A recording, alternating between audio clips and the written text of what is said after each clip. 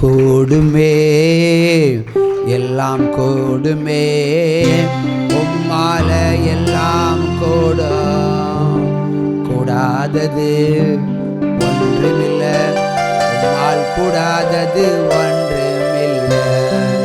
கூடுமே, எல்லாம் கூடுமே, உம்மால எல்லாம் கூடும். கூடாதது ஒன்றுமில்லை. இப்படி இருக்கையில் சிறிது காலத்திற்கு பிறகு, கொரோனா காலத்திற்கு பிறகு அவர்கள் மறுபடியும் குவைத்துக்கு குடும்பமாய் சென்றார்கள்.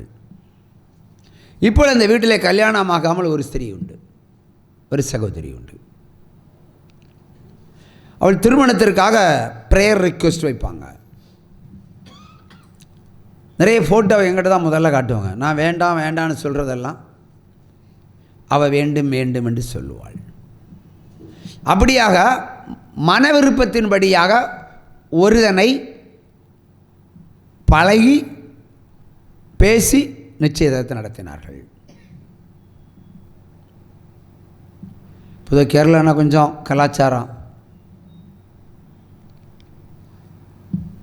அவன் ஒரு முறை என்கேஜ்மெண்ட்டுக்கு பிறகு நீ இங்கே உள்ள ட்ரெஸ் எல்லாம் நீ இடாம பாடில்ல, இங்கே உள்ள ட்ரெஸ்ஸு இடாம பாட. இவ சொல்லிட்டா, இது எந்த சுதந்திரமான, அச்சனுக்கும் அம்மைக்கும் பிரச்சனை இல்லை, எனக்கு எந்த பிரச்சனை மூத்து என்னாச்சு, பிரச்சனையாகி என்கேஜ்மெண்ட்டு கேன்சல் ஆச்சு. உற்சாம கையை தட்டுங்க. ஏன்னா ஆண்டவர் முதல்ல சொன்னார்ல, இங்கே சொன்னார் ஹீஸ் நாட் சூட்டபிள். ஆனால் விரும்பிட்டேன், பழகிட்டேன், ஓகே, பார்க்குறது நல்லா இருக்கேன், ஓகே, முடிச்சுட்டாச்சு. சரி, மன விருப்பம். மன விருப்பத்தின்படி எந்த தீர்மானம் எடுத்தாலும் அது உங்களுக்கு சிக்கல்லவே முடியும். ஆனால் கர்த்தர் சொல்லி ஒரு காரியத்தை செய்தால் எத்தனை சிக்கல் இருந்தாலும் அதை அவிழ்த்துருவார், மற்றபடி அவிழ்க்க மாட்டார். ஹல்லேலூயா. 1.5 வருடம் போராட்டம், அடுத்த கல்யாணமே நடக்காது. இவள் கண்ணீரும் கம்பளியுமாக தான் எப்படியும் இருப்பாள். கூட உள்ளவரக்க பிரசவிச்சாய், எனக்கு கல்யாணமே ஆயில்ல. அப்படியே ப்ரேயர் ரிக்வெஸ்ட் வச்சு வருவான், தமிழ் பேசுகிறவன் வருவான். இப்படியே சொன்னார் ஆண்டவர், தமிழ் பேசுகிறவன் வருவான். அவங்களுக்கு தமிழன் கொடுக்க விருப்பம் கிடையாது, தமிழன் கொடுக்க விருப்பம் கிடையாது. ஆனால் வாக்குத்தத்தம் தமிழ் பேசுகிறவன் வருவான். திடீரென்று எர்ணாகுளம் பகுதியிலிருந்து ஒரு மனிதனை கண்டு கொண்டார்கள், ஒரு குடும்பத்தை கண்டு கொண்டார்கள், பேசினார்கள். அப்பொழுது மகன், அந்த தகப்பனாருடைய மகன் கனடா நாட்டிலே இருக்கிறான். சட்டுப்புட்டுன்னு கல்யாணத்தை முடிச்சுக்கு ஆண்டவர் கிரியை செய்தார். கல்யாணம் டப்பு நடக்கணும். பெண் பார்க்கும் படலும் அப்படி தான், கல்யாணம் அப்படி தான். திடீர்னு வந்தான், பெண்ணை பார்த்தான், 7 நாளில் கல்யாணம் முடிஞ்சு போச்சு. 7 நாளுக்கு பிறகு அவன் கனடா போனான், நான் அவனுக்கு விசா அனுப்புகிறேன். அப்போ இந்த சகோதரி சொல்வார், இனி நான் சீக்கிரமாக நானும் கனடாவுக்கு போகணும், எனக்கு விசா கிடைக்கணும், அதுக்குள்ள காரியங்களை ஆண்டவர் செஞ்சு தரணும்னு சொல்லி ப்ரேயர் ரிக்வெஸ்ட் மேலே ப்ரேயர் ரிக்வெஸ்ட். ஆண்டவர் கோணலான வழியை செம்மையாக்கி கொண்டிருந்தார். அல்லேலூயா. திடீரென்று ஒரு நாள் சகோதரி சொல்லுவார், என்ற ഭർത്താവിடത്തിൽ அவர் ஆர்சியான നിങ്ങൾ സംസാരിക്കണം, வேண்டாம் சிஸ்டர், என்னிட்ட சம்சாரித்தா எதெങ്കിലും பிரச்சனை தெரிஞ்சால் நான் பொறுத்தனை தான் சொல்லுவேன், அதனால் நீங்கள் என்கிட்ட யாரும் பேசாதீங்க. டிவியை பார்த்தோமா, உங்களுக்கு அடிக்கடி சொல்ல மாதிரி டிவியை பாருங்கள், அப்படியே அமைதியாக இருங்க, நீங்களே திருந்திருங்க, எதுக்கு நமக்கு இந்த பொறுத்தனை வார். ஏன்னா ஃபோன் பண்ணால் நான் அதான் சொல்லுவேன், ஆண்டவர் சொல்லுவேன். அது டிவியை பார்த்துட்டு நீங்கள் அமைதியாக இருங்க. லட்சக்கணக்கான மக்கள், கோடிக்கணக்கான மக்கள் டிவி பார்த்துருக்காங்க, யாரும் கவலை இல்லையா, நீங்கள் காணிக்கையும் தர வேண்டாம், ஒன்றும் தர வேண்டாம், டிவி மட்டும் பார்த்தா போதும். ஆனால் தொடர்பு கொண்டு கேட்டால் ஒவ்வொன்றுக்கும் ஒரு பரிகாரம் தான் சொல்லுவேன். அதான் என் ஊழியம். வேண்டாம் சிஸ்டர்னு சொன்னால் அவர் ஒரு நாளைக்கு வாட்ஸ்அப்பில் ஞான் பர்த்தாவா, இயாளுக்கு பர்த்தாவான்னு மலையாளத்தை சொன்னார்.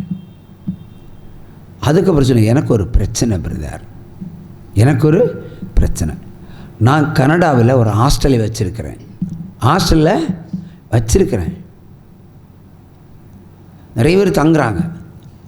அதில் ஒரு லேடி கொஞ்சம் பிரச்சனை, என் பேரில் போலீஸ் கேஸு கொடுத்துட்டான். தப்பித்து போக முடியாத அளவிற்கு ஒரு கேஸே கொடுத்துட்டான். அப்போ நான் கேட்குறேன், பிரதர் நீங்கள் மலையாளி இல்லையா? வர்றேன், மலையாளி தானே. இப்போ நல்லா தமிழ் பேசுகிறியா? இங்கே இருக்கவில்லை அத்தனை பேரும் தமிழ் பேசுகிறாங்க. நான் நல்ல தமிழ் பேசுவேன் பிரதர். அப்போ ஆண்டவர் என்ன சொன்னார்? ஒரு தமிழன் வருவான், தமிழ் பேசுகிறவன் வருவான்னு சொன்னார். இப்போ அழகாக தமிழில் என்கிட்ட பேசினார். அப்போ சொன்னேன், இந்த பிரச்சனைக்கு சங்கீதம் 50:14-15 ஸ்தோத்திர பலியிடு, உன்னதமானவருக்கு உன் பொருத்தனைகளை செலுத்தி ஆபத்து காலத்தில் என்னை நோக்கி கூப்பிடு, அப்பொழுது நான் உன்னை விடுவிப்பேன், நீ என்னை மகிமைப்படுத்துவாய். கையை தட்டலாம். அதுக்கு நான் எந்த செய்யணும், என்ன செய்யணும்? என்ன புக் அடித்து கொடுக்குற வேலை தான். அதே செகண்டில் அப்படியே கீழ்ப்படிந்து ஸ்வயங்னு நீங்கள் அனுப்பினா. மறுநாள் போலீஸ் விசாரணை. பயத்திலையும் திகிலத்திலும் கலக்கத்திலும் இருந்தவன் லாஸ்டில் அது பொய் புகார் என்று காவல்துறையை கண்டு கூட இருந்த 2 பேர் அந்த ஸ்திரீக்கு விரோதமாக எழும்பி அந்த ஸ்திரியை வெளியேற்றி ஹாஸ்டலை ஒழுங்காக நடத்துவதற்கு கர்த்தர் கிருபை செய்தார். வழக்கில்லை, புகார் இல்லை, பிரச்சனை இல்லை, சமாதானத்தை கொடுத்தார். ஒரு பொருத்தனையினால் அவனுக்கு சகோதரன் விடுதலை. இல்லைன்னா ஜெயிலில் போய் கம்பி எண்ணணும். உற்சாகமாக கையை தட்டலாமா? நாங்கள் ஒரு சில மாதங்களாக பேசி கொண்டிருக்கிறோம். அவர் அடிக்கடி பேசுவார், நானும் பேசுவேன். திடீர்னு சொல்கிறாரு, எந்த ஒய்ஃபு கனடாவுக்கு வரக்கூடாது, நீங்கள் அதுக்கு வேண்டி ஜெபம் பண்ணணும். இங்கேனா பெற்றோர்கள், சகோதரன், மூத்த சகோதரி, இந்த சகோதரி, அம்மா, தகப்பன் எல்லாரும் பெட்டன்னு புருஷன் எடுத்து வெளில போகணும். கல்யாணம் கழிச்சுட்டு வீட்டில் இருந்தால் அவருக்கு இஷ்டம் இல்லை. எல்லோரும் ஊர் பலதுன்னு சொல்லும். அதனால் போகணும். ஒரு பக்கம் இந்த ஜெபம், ஒரு பக்கம் வர வேண்டான்னு ஜெபம். என்ன பிரதர், பொண்டாட்டி கல்யாணம் ஆகி 7 நாளில் நீங்கள் ஊருக்கு போனீங்க, என் பொண்டாட்டி வர சந்தோஷம் தானே. என்னை கொண்டு பற்றியே இல்லை. இப்போ மனசில் ஆகியிருக்குன்னு நினைக்கிறேன். நான் கொஞ்சம் வீக்கான டாக்டர் இதெல்லாம் പരിശോധിച്ച് നോക്കി. അവരും അങ്ങനെ തന്നെയെന്ന് പറഞ്ഞ് ഞാൻ ഡിപ്രഷനാണ്. ഇപ്പോൾ ரொம்ப மனசு உடைஞ்சு போயிருக்கிறேன். എൻ്റെ ഈ ഗതി അവ അറിഞ്ഞാൽ അവ താങ്ങുമില്ല. തമിഴും சொல்லுவான், മലയാളം சொல்லுவான். எங்கேயும் விசா கிட்டாமல் இருக்கு. விசா கிட்டி இனி ஏதோ சின்ன ஃபார்மாலிட்டிஸ் வராமல் இருக்கிறதுக்கு தோணணும். ப்ரோ இதுக்கு ஒரு பரிசனை செலுத்துங்க, இதில் என்ன பிரச்சனை இருக்குன்னு கேட்டாங்க. மருத்துவம் செய்யாதது மகத்துவர் செய்வார். கோணலானவை நேராகணும், கரடானவை சமமாகணும்.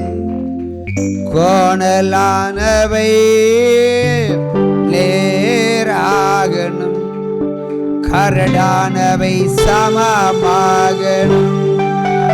ராஜா வருகிறார் ஆயத்தமாவோ, இயேசு வருகிறார் எதிர்கொண்டு செல்லுவோம்.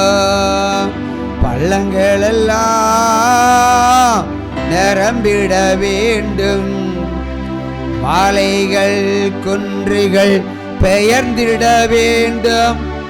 கோணலானவை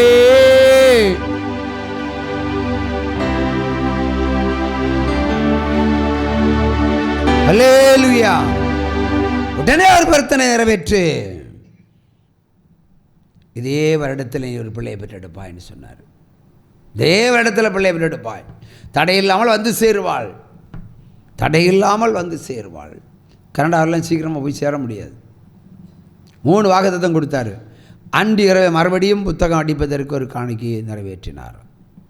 3 நாள் நான் ஜெபம் பண்ணுவேன்னு சொன்னேன். 3ஆவது நாள் தாண்டி நீங்கள் மருத்துவ பரிசோதனை செய்யுங்கன்னு அவர் செஞ்சார். Everything is normal. Effective God. Hallelujah. ஜீவனுள்ள தேவன். ஹல்லேலூயா. இங்கே சரியானதும் அங்கே எல்லாம் சரியாயுது.